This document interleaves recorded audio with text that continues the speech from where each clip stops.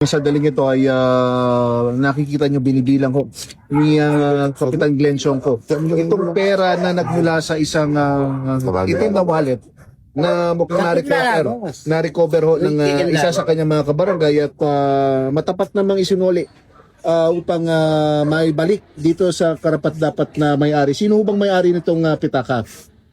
Anong pangalan nila? Darling. Darlene. Sino nakapulot? Saan nyo po napulot ito? Mandang park po. Sa park. At ito yung mga kaibigan na i-turn over kay Kapitan Glenn Siongco upang maisauli sa rightful owner nito. Sinyo.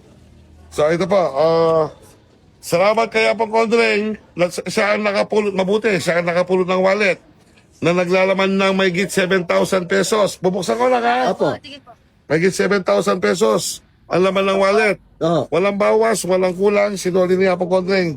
Apong Condreng, ibigay mo na kay... Ano ba nga naman? Darling po. Darling, yung wallet ko. Oh, sige. Para saan po sana yung pera po ninyo? Pambili po ng gatas po. Gatas ng anak po ninyo. Ayan po. So, maraming salamat po sa aking mga kabarangay na kusang loob na sinusoli yung kanilang mga napupulot na mga cellphone, wallet, pera. Sana pagpalain siya po, Kodrik. At higit pa doon, babalik sa kanyang magandang kabutihan na ginawa. Maraming salamat. Okay.